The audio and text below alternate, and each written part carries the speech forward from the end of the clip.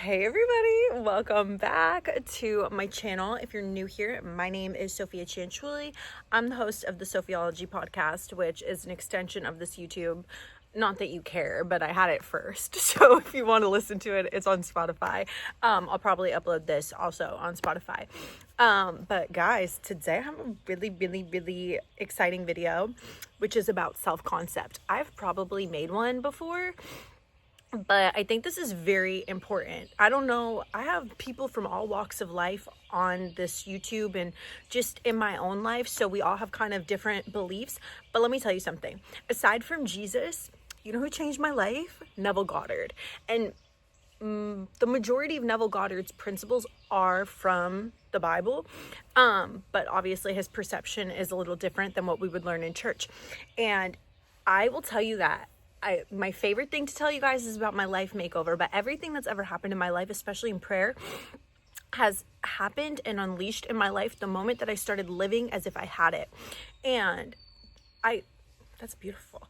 A lot of times I talk about faith all the time, and believing in yourself and believing in God and believing in what you're praying for is crucial. But how do we get to the place where we deeply believe it? And that's where I think self-concept comes in and is such a crucial foundation for anything that you're trying to bring into your life, because you can't pray to God for an hour, 2 hours. I don't know how often you pray. I'm an ample prayer and I spend a lot of time in prayer, but I catch myself sometimes where I'm praying for something and then I'm living the rest of my day wishing and hoping that it will happen instead of living as if it's happening. And when things have started moving in my life is the moment that I actually started knowing that I already had it, when I knew that it was already done, when I already, me and God, we locked in and I was like, all right, it's happening. So the way that I do that, a lot of times, I'm going to tell you how I do that. I'm going to tell you a little bit about what self-concept is, how to build it up. I have a lot of notes, so if you see and I wrote it on my little notepad, so I might have to flip a lot. So forgive me. I don't want to miss anything because I wrote a lot of stuff, but so forgive me if I'm flipping through this. But yeah, guys, this is very important, because a lot of times we will relinquish. It depends on where you're coming from, right? As me with a relationship with Jesus, a lot of times I'll relinquish all my power and my control, and I am a firm believer in surrender. I just made a video about it yesterday, but if you want to listen to that message, you should. However, your mind and where you're at mentally and what you're believing about yourself and what you're believing about your life and what you're believing about your finances, your relationships, your friendships, it's going to be reflected back to you. I notice it all the time, because if you're living like a victim and you're praying, you're like, God, please change this thing, but then you're spending the rest of your day thinking, oh man, this person did this to me, see, I'm not lovable, I'm not wanted, or oh, see, my bank account's at this, so I'm broke. You speak those things over yourself. And I say this to you guys in every video. God has given us the power of a tongue, of our minds, of our free will. Don't waste it. Don't waste what he's given you in the pursuit of being virtuous, when in reality you're just relinquishing the power that he's given you. And that power is operating regardless, whether you're conscious of it or not. So if you're not conscious of it, you're just wasting that power and creating a bunch of BS in your own life. But if you are conscious of it, then you can use it and create good for yourself and other people. So that's what I'm here to teach you guys. So let me give you a scripture really quick. It's John 3:7. Don't marvel that I said to you, you must be born anew. And there's so many different scriptures about this, obviously, about casting off the old man and being renewed. But truly, and Neville talks about this all the time, truly, and I'm going to link an old video that I have, but truly, if you want things to happen in your life, you cannot be living as the person, thinking as the person, acting as the person who doesn't have those things. Because sometimes they'll come to you, but it'll take a long time. And I can probably promise you that that's happening as either a result of God's grace or a result of some accumulated thoughts or fantasies or whatever that you were thinking a long time ago, times that you probably can't pinpoint. So if we want to be conscious about what we're going to bring into our lives and the quality and the type of lives that we're going to be living, we need to understand that life is not happening to us, it's flowing through us. It's literally happening from us. So we're not victims. So you really got to start clocking the way you're thinking about your life, okay? So first thing is, self-concept is what it sounds like. It's your conceptualization of yourself, how you think about yourself. What do you believe you're worthy of deeply?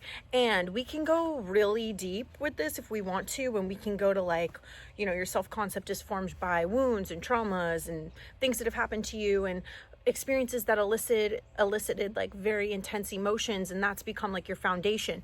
It's your perception, it's the lens and the way that you see life. But if you really want to simplify it, it's just the thoughts that you think. It's just the way that you think about yourself. It's just the way that you think about other people. It's just the way you think about your relations between other people. It's the way you think about your finances. It's the way that you see yourself in a career. And so we could have a really good self-concept in one area of our life. So, I super know that I'm very confident. I'm very confident in one area of my life. I'm very confident in my relationships. But say in maybe money, I'm not as confident. And so that's because of different experiences that I've had throughout my life that have basically affected the way that I think about myself in those areas. So the goal is to get us to a really great place, a really great emotional feeling state with these things. Because once you get to a place where you feel really good internally about who you are in these different areas, you don't even care about the thing outside of you. You're not even asking God for it. You're doing what he tells you to do and rejoicing because you're actually grateful. You feel it. And once you feel it, you're like, oh, I don't even need this. I feel good about it. So let's see what I wrote. Yeah, like I already said, your circumstances are typically a reflection of your state, I already said that. Everything is a reflection of who you're being. So some advice I would give you is to start flipping thoughts. So get really clear on like, if you want to start with one area of your life, or if you want to like do a deep dive, that's up to you. A method I really like is taking my old story and my new story. So I'm a very like all at once type of person, which I'm working on, but I will literally write a story, right? Like what I'm feeling all right now. So what's going on in my life right now? What am I feeling? How have I been feeling about it? What are my relationships like? What is my money like? What is my work like? What is my home like? Like I'll write it all. And what am I thinking about it? What are the thoughts that keep coming up and that are like recurring to me? And then on the flip side, I will go and I will write the new story and how I want those things to look. And not everything's going to change, but most of it probably will, depending on what you're looking to do and create in your life. And so I will write the flip side and be super specific on what I want it to be. So, I love wonder. I love seeing what God wants to do, but I also know when I know what I want that it's like, I might as well get clear on it because I want it. You know what I mean? So write that really particularly the story that you want to start telling and seeing and living in your life.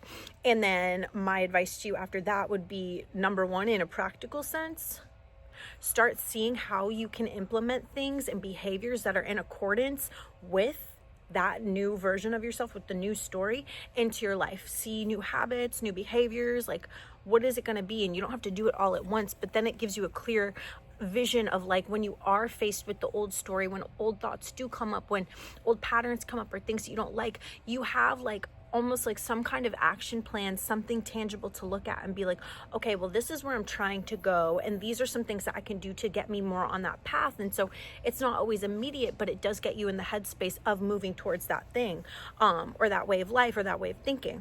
And so another thing with this too, if you just do one area of your life or you're just addressing your thoughts, is to say a thought comes up and it's like, okay, I want like a different example. I don't know, something fun.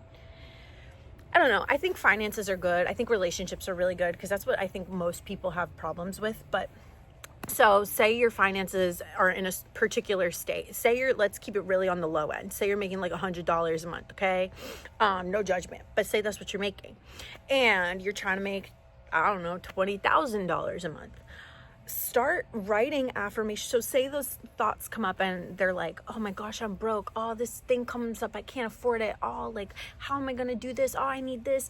Instead of like being like under it, like feeling like under your circumstances, you need to start flipping those thoughts as they come. And it will take practice, but as it comes, literally start flipping the thoughts on their head and being like, no.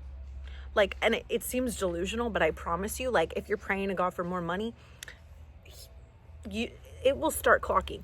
Like start being like, actually, no, like I just got a deposit this morning, I'm good. Like start literally making them memories in your head. Like be so freaking delusional, because I promise you things will start happening, because you're getting into the mindset of somebody who has it, whose problems are already solved, who has all the things that they want. And then when that happens, ideas start coming, things start happening, because you're being that person and you're thinking from that place. So you're basically like entertaining a whole new sense of self versus continuously staying underneath this old version of you that's making you unhappy and miserable, and then trying to like claw your way out. You know what I mean? Like it's a whole different way of being and operating. So I don't really know if I explained that super well, but you know, it's catching those thoughts in the moments when they come up, and the things that are not making you happy, or the things that are bothering you, and catching them and literally turning them on their head. And or say, like I actually wrote one down. Hold on, I have a better example. Okay, I wrote one. I actually was feeling like this recently, which was really dramatic. I was just PMSing, being dramatic. But example, no one loves me. You keep attracting situations that will attract that, like that reflect that basically make you feel more like no one loves you, more like no one cares about you, because you keep thinking it, and then you keep basically attracting things that are going to show you that thought, because that's where your consciousness is at. You can flip the thought, take responsibility, and start thinking in that moment, even if it doesn't feel true, or sorry, the squirrels are being crazy. They always are. But you flip that thought, you take authority, you take responsibility, and you say, I am loved, and everything and everyone shows me that. And then your mind will start to find the things that reflect that back to you. It starts to find, even if it's one person, even if it's one interaction, even if you're at the grocery store and somebody like let you go ahead of them or something, like you start noticing those little things and building a greater self-concept and finding more and more and more proof in your life of the things that you would rather see, versus seeing more and more and more of the things that are keeping you miserable and unhappy and stuck. Let's see. Another example, for instance, this is a good one. Another example, for instance, I don't drink. So someone who labels themselves as a non-drinker, my choices and my self-concept reflects that. So I don't drink. And because I don't drink, when I go to a restaurant, I don't take a menu and start looking at the alcoholic options. I very quickly will look to the non-alcoholic options. So my mind, my vision is going to go to the non-alcoholic options, to the mocktails. And that's because my sense of self is like, that's what I'm looking for, versus I don't even really register the alcoholic options. Like it's not something I look for. My eyes might pass over it and go straight to the thing I'm looking for. Or I don't eat meat, so most of the time. So when I'm looking at a menu, my eyes are usually not going to go to the meat options. I'm not going to like look at I'm not going to really like pay as much attention to the steak on the menu as I am to like, say it's like falafel or something. And so it really just goes to show too, like you're taking not only responsibility for what you're thinking, but it's also going to directly affect what you're picking up in your surroundings, therefore changing your reality in that way. Because a lot of times too, like you get this example of like when you're looking for something that you lost, and when you're really, really looking for it and you're stressing out and you're like, where is this thing? And you can't find it. And then the moment you stop thinking about it or caring, or you just like accept like, okay, like whatever, it's fine. Then it shows up because you're in a different state of consciousness to where you can perceive it. Like this happened to me the other day with my hair clip. I was looking for my hair clip because I was doing my hair, and I was like, where is it? I always put it in the same spot, and there's 2 spots that I always put it in. And I was like, maybe I put it somewhere else. And I was looking everywhere and I couldn't find it. And I was like, where the heck is it? And then I looked back in the spot, like 2 days later, I looked back in the spot, like I was putting my earrings, and I was like, oh, it's right here where I always have it. I just didn't register it. So, the way you're thinking and speaking and being is going to change what your consciousness is registering.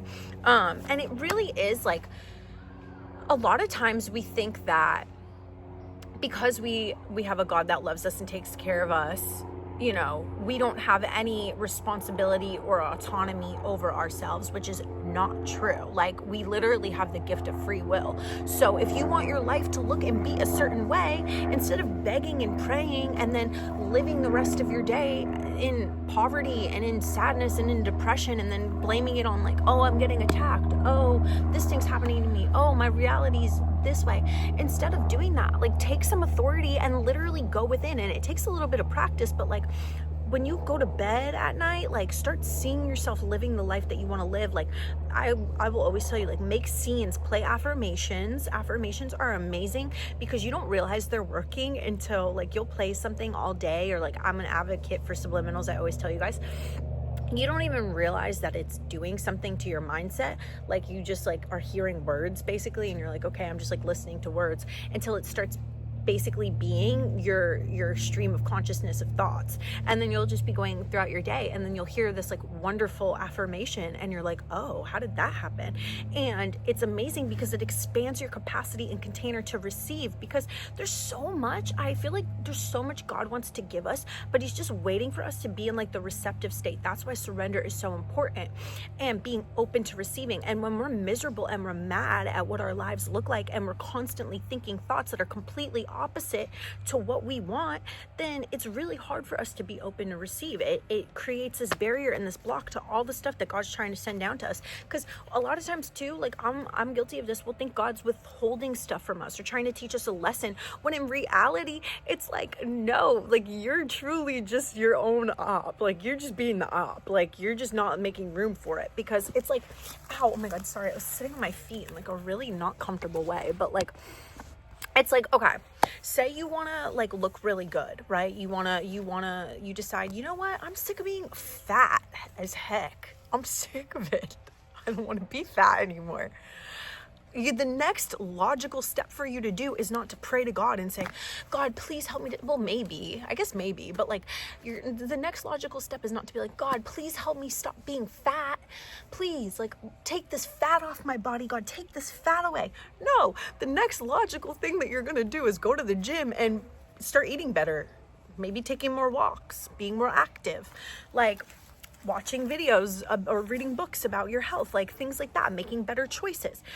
And it's always a bridge. It doesn't always happen right away. Like, you don't work out one day and then you're like ripped the next. It's a gradual process. But throughout that process, like, I used to hate working out. I used to be the most, like, I would vomit when I went to the gym. Like, my friends would try to get me to go to the gym. I quit my cheerleading team. I was on varsity cheerleading and I quit because they made us run too much. I was like, I'm not doing this. I was so good at it. And I was like, I'm not running. Like, I'm not doing it. Sorry. And over time, I don't know what happened. I just had like a day where I just was like, it was when I quit vaping. Like, the first time I quit vaping. And I was like, I gotta do something with this energy. Ow, my feet are literally numb. But anyway, I started going to the gym, and at first it was like hard and I knew nothing, and then suddenly I developed a routine, and then I started loving it, and I loved going and listening to my music, and now it's like my happy place. It's like, I love going on long walks. I love running. No, I don't love running. I'll do it sometimes. And sometimes it's in like once a year. I love working out though. And it's like my happy place. Like, I just feel so much peace, and you know, that didn't happen overnight. So it's the same thing. It's like, you want things to change in your life. You want to stop feeling a certain way. The first logical step is to start checking how you're thinking, and thinking thoughts that are more in alignment with who you're trying to be. That's the very first thing, but it's not logical to us because no one teaches us how to deal with our minds. No one teaches us how to deal with our consciousness. And it's like, can I tell you something? God tells us in the Psalms, like, ye are gods, like, we are made in his image. Stop relinquishing the power that he gave you and start using it. Stop acting like a victim. You're acting like a victim, and you acting like a victim is exactly what's keeping you from living the type of life that you want. So anyway, let's keep looking. Oh yeah, so I got more. I wrote a big list of recommendations.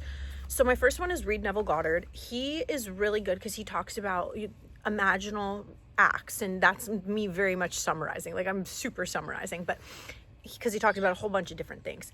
But basically his concept, and a lot of his teachings are they're based off of scripture, but they're based upon the fact that you are living the life you want now. You have the power to close your eyes, go within, see in your mind, and everybody has different degrees of the ability to visualize, but you have the ability to see things in your mind. And like, I've given this example before, like, if I told you to think of a color that doesn't exist, you couldn't because it doesn't exist. But if I told you to think about like your bank account with $2 billion in it, it might feel uncomfortable or not realistic, but you can think about it, which means it's possible.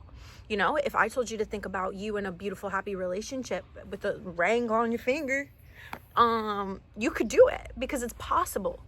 And we forget how limitless we are. We forget what's possible. We forget how limitless God is because we're putting our own human limits, that we've been so programmed by reality. Like, we've been so programmed by this world. No one wants you to know your power, because if you knew your power, a lot of people would be out of money. A lot of people would be a lot of industries would crumble. But the more people that learn their power, the more that you can live in peace, the more that you can live in joy, the more that you can actually be the person that God called you to be and exercise like the power that he gave you. Like, I said this yesterday, but I think I said it yesterday, but you know, Jesus said, like, you will do works greater than me. Like, the only way we're going to do that, we're not going to get that by acting like we're peasants. We're going to get that by knowing and remembering our true power and exercising it. And that takes conscious work and effort because we weren't raised to know that. But it's important that you really, really renew your mind, whatever that looks like. You can renew it with scriptures. You can write affirmations, like I said, subliminals. But I really recommend, so freaking rude because I'm dropping gems right now. But anyway, I already said to catch your thoughts. Stop watching and consuming content endlessly. Hey, because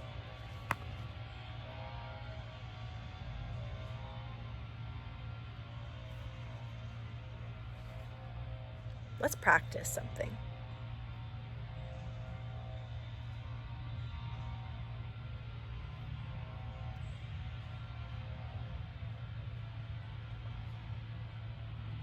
I was going to try and make it stop with my mind, but I'm too unfocused for that. Okay.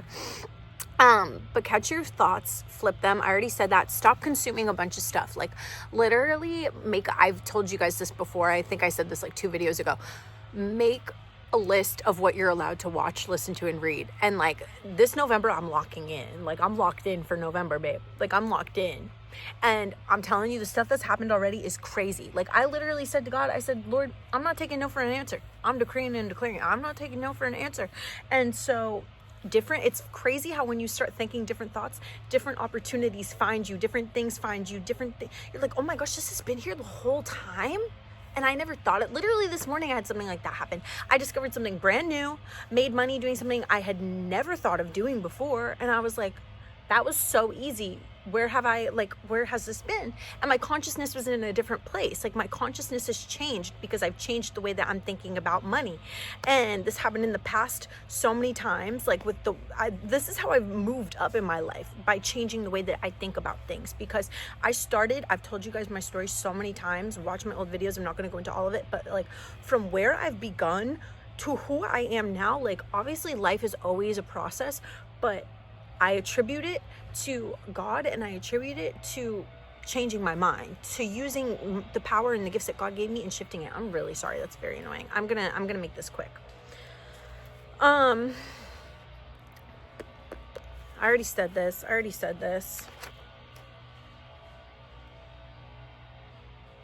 Oh, yeah. Okay, I'll leave you with this because I don't want to make you listen to that. Okay. You're free to change. You are free to change. You have the freedom to change. Where you think you are, I said this in my circumstances don't matter video, like, where you are right now is not permanent. Nothing's permanent. And things can change faster than you think. Like, a lot of times we have our own, it's so annoying. A lot of times that we have like our own limits on ourselves where we can't even conceptualize the fact that something is possible. I'll finish this inside, hold on. Oh. There's always something. But like, a lot of times we can't even conceptualize that something else is possible because we've placed all of these limits on ourselves. Like, the things in my life, like, I've told you guys this so many times, but I genuinely, obviously, thank God for his generosity and thank God for his, overflow. But I, in my own mind, imagined things, and I came to this place where I knew they would happen, where I was so surrendered, and I was like, okay, like, and I was thinking thoughts in accordance to it. I say this all the time. It didn't matter what my life looked like. I was thinking as the person who had those things, even when I didn't have them. And I was really happy no matter what was going on in my life. Like, things could happen and they could trigger me, whatever. But I knew that ultimately things were going to change in my favor. And the way they happened and when they happened, like, it was greater than I could even imagine. And I think, like I always tell you, that's what faith is. But you have to remember that everything is happening for you. And at first it feels fake. At first it's like, no, it's not. Like, look at the world. Like you'll have 1,000,001 excuses, 1,000,001 reasons, 1,000,001 examples as to why it's not. But I'm telling you, if you start practicing it, you will see it. Because also, like, I say this all the time, if you're in a good mood, if I'm in a good mood, I see babies smiling and everyone's waving at me and there's butterflies everywhere and everything's dandy and great. My interactions are beautiful. And then when I'm in a crappy mood and I'm mad and I don't want to talk to anybody, or I just wake up on the wrong side of the bed, or something, pissed me off, whatever, or something upset me, then everything in my reality reflects that. The sky is gray, people are mean to me, I got a dirty look, this person's annoying, like whatever. So you learn that it's literally all flowing through you. And so you need to like just truly remember who you are. Like just remember, please, who you are, because who you are is a gift. And like, we're 1 in a million. Like, we're literally 1 in a million. Like, the fact that you're even here, you didn't come here just to suffer. And like, suffering produces fruits, of course, but like, your only purpose isn't to constantly suffer. Like, I promise you, we've all had our fair share of suffering. Like, we've all suffered plenty in this lifetime. And Jesus took all of this on the cross for a reason, to give us hope in a life. So certain suffering produces fruits, but you reach a point where you've suffered long enough, you've experienced enough pain, like you don't have to keep doing it to be virtuous, like you don't. And also, I have one more thing to say to you, is that if faith can move mountains, fear can create mountains. So my boy Nero's, oh no, I had one more paper, but whatever. Nero said this. He was like, if faith can move mountains, which God tells us in the Bible, fear can create them. Fear creates giants. We see this with David and Goliath, and there's so many different examples. But like, you have to remember the fact that like your fear is going to make demons out of nothing. But if you remember who you are and whose you are, and you believe and you know, if you stop thinking that there's a freaking lesson in everything, that everything has to be a lesson, and you start thinking, no, I actually get to flourish. I'm actually living in a crazy abundant time. The world might look crazy, but you're not meant to carry the world on your back. You're meant to take care of the world for you and be the change that you want to see, instead of constantly being subject to everything that you see in this world. Why don't you start using your gifts and being the change that you want to see? Imagine and visualize a better world. Start speaking a better world. You know what I mean? Like, use that gift instead of acting like you're a victim. You're not a victim. That's what this world wants you to think, but you're not a victim. And it's okay to have feelings and emotions. Move through them, and then pick yourself back up. Pick yourself up, please. Like, anyway, sorry, that was a little all over the place. We had a lot of things happen, but like, I love you guys so much. And I just really want you to know self-concept is the foundation. So anyway, we're locking in for November, and I'm going to make, definitely more, like, I love to just remind you guys of who you are, because this is how I change my life. And I think we all really can do amazing things in this world if we let ourselves and stop limiting ourselves and, take all of that off. So I love you guys so much, and I'll talk to y'all the next time I have something to say. Ta-ta!